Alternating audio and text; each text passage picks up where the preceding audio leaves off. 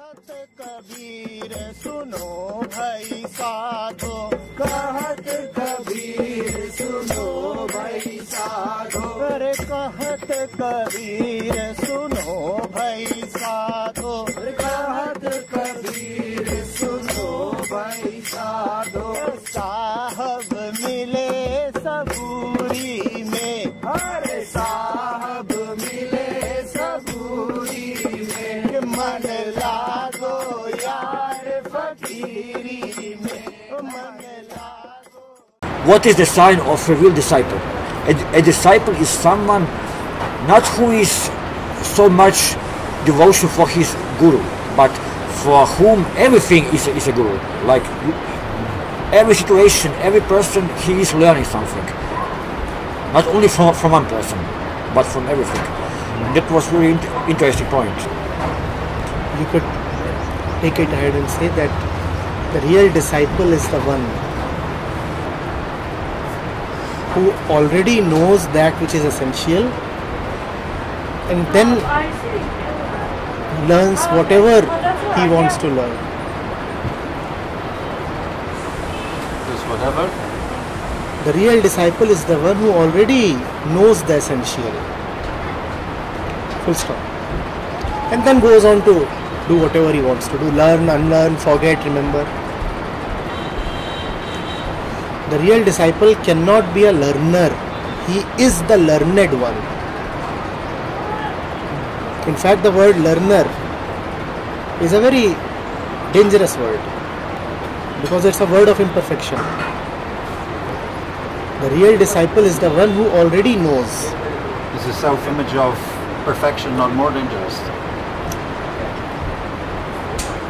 Any image is very dangerous. Any image is very dangerous.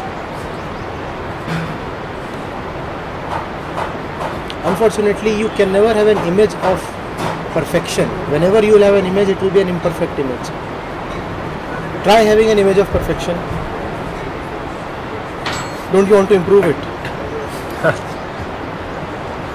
Is it perfect then? So the image will always be of imperfection. The real disciple is already seated in perfection. Seated in perfection, knowing everything. Now he is free to gather knowledge. It isn't the greatest knowing, like Socrates said, that one doesn't know. Life is like Socrates said, he only knows that he doesn't know. Yes, and that was also what this guy said. He said the only difference between a real disciple and someone who likes the idea of a disciple is that the disciple really knows he don't know and he wants to know. And that's his own knowledge. If you know that you don't know, then the knowing is tremendously more important than not knowing. There are two parts to the sentence. I know that I don't know. I know that I don't know. In this, the knowing part is tremendously more important than the not knowing part. Yes. That is the disciple who already knows. Who already knows. And knowing already, now I am free to say I don't know. But that knowing is just being centered in the truth, and life is spontaneous. It's not a specific. It's already a level it is not of knowledge. Of it is awareness. Not something. You are saying it already is a level of awareness. Not a level of awareness. It is the truth, not a level of awareness. It is the truth. Otherwise, learning will arise from an inferiority complex. You will say, I want to know because I don't know. So you are starting from unfulfillment, which is a bad point to start. But many people are starting from that point. Even Krishna said it. The ones who are desperate are coming to me. Read that sentence nicely. Okay, I cannot quote. I'm not an expert. Krishna says, you come to me only when I call you. This calling is far more important than the coming. Because the coming will anyway follow when you are called. The calling is the perfection.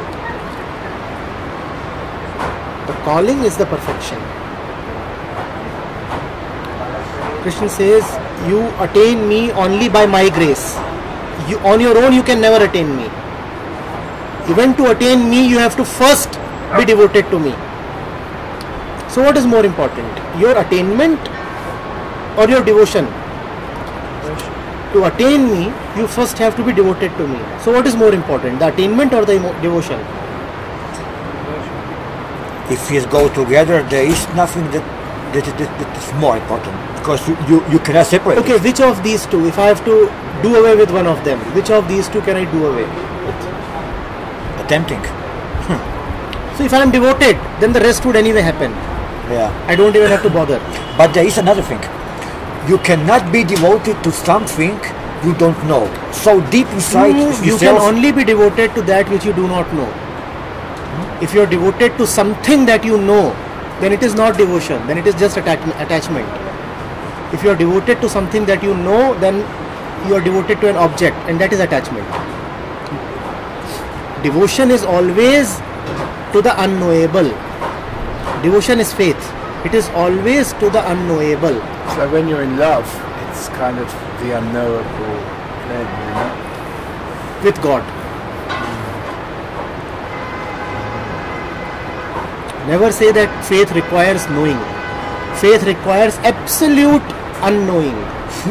Only then it is faith. Otherwise it is something else. Otherwise it's business. Otherwise it's business. And it ties back to the surrender that we started off this conversation with. That's the And that's the tricky part. concept. The mind, it's just no methods, just And that's the tricky part, because it's so hard to surrender, because the mind has fear of the unknown. But you are already surrendered. Before you started speaking this sentence, did you know what would come out from your mouth? No. So aren't you already Yes, surrendered? that's totally true. Aren't you already surrendered? It's just happening.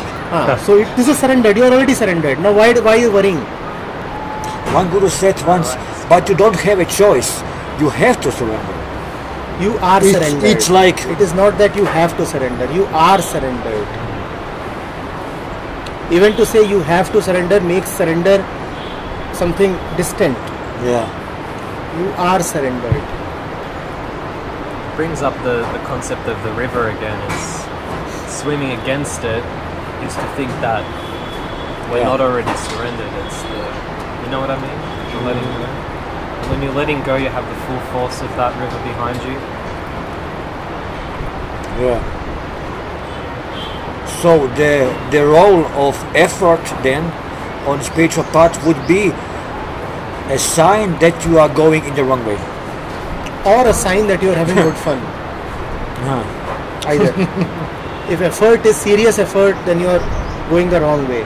If effort is let's party baby, then you are going the right way. Well, in the effort of seeking, We I have, guess you we know, could look at sex what we're burns doing. so many calories. It's effort. It's not for the ones with large tummies. So effort not only means that you are going the wrong way, it also means that maybe you are having some good fun. You know, it's in the subtle things like that interaction where our assumption in using this language that we are sharing is we understood it as surrender, right? That when you're saying the effort side of things, letting go of the effort, right? I was agreeing with you in this sense. So I see how limited the mind can be as soon as you bring up the fact that it's a shattering of this, right? Just to be aware of the subtle things of how our language and how limited our thoughts can be, you know? If you didn't step in, we probably could have engaged in a conversation for 20 minutes about how everything is about being effortless. Yes. Right? Yes. Get what I mean? So It's easy subtle. to bring a wall, a limit, and not to go further. So it's just, Yeah. you know, we can be a little bit more aware of these things as they occur. We almost create a new concept, something against effort. Well, the goal would be to, I guess I look at it as not be of a limit, I guess not be of a limited expression, not to become a story, but being the space in which stories can flow and we can discuss, but to be not of any limited thought. Do you kind of get what I mean by that? I saw that just happen there. That's all. So one can only narrate, Yeah. and only narration Yeah. is one's responsibility, Yeah. not action. Action is happening on its own. Narration is all right, as long as you are not interfering and like a commentator in a match. You are narrating, Yeah. not becoming a player. Yes. You said that. I saw that happen. Yeah. Huh? Yeah. And it's so beautiful when you use that. I saw that happen. I didn't make it happen.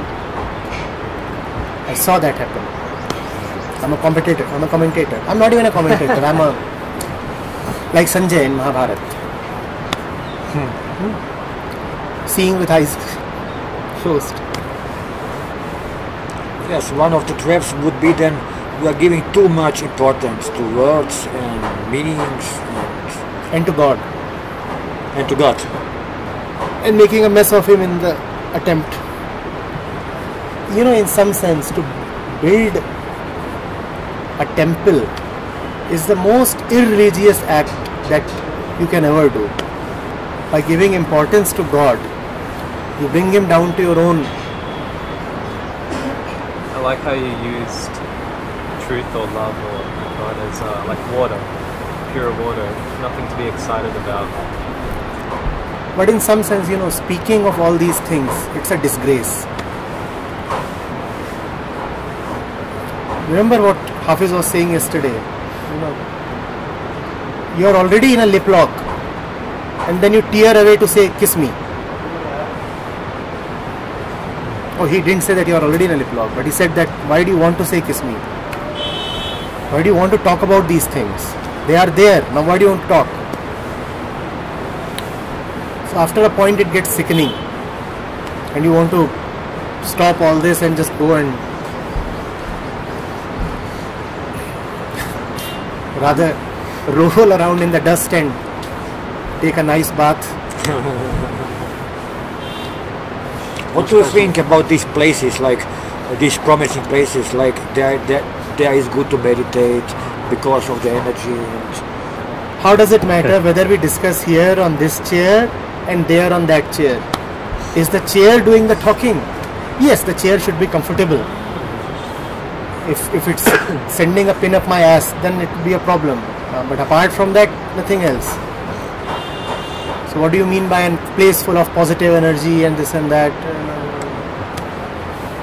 First of all, science education should be made mandatory till at least 15 years of age, so that people don't talk of all these things, positive energy, negative energy, this and that. We must know what energy is. What is it? Energy is matter, material, physical. That's all. And all matter is mind. That's all. so what is spirit then? Spirit, what is? That which makes you call material as material. Because material has no agency to know itself. This table will never call itself a table. But this material calls this material as material. And that is the spirit. With this energy thing, usually, like I understand what you're saying, but usually everyone's experiencing the same thing. Like if you spoke to people about Varanasi, they all say, "Oh yeah, the energy." That is it's very vague. That is the danger in it. Everybody is experiencing what everybody else is experiencing, which means that they are experiencing it only because everybody else is experiencing it. It's a mutual mass hypnosis. Oh, you experienced it. Let me also. Oh, yes, I also experienced it. And if you don't experience it, then you are an outlier. Nobody likes you because you are exposing the myth. If you bring out a big bowl of French fries, we're all going to agree it smells good. Or if you blindfolded someone, you took them to Varanasi and you said, "Oh, actually, they're at Delhi Airport," you'd be like, "There's really strange energy at Delhi Airport today. It feels like there's death around." Would he say the same thing if he is asleep on the airport? He's asleep. Yeah. You have no idea. No idea, right? So energy is just an idea. The sword.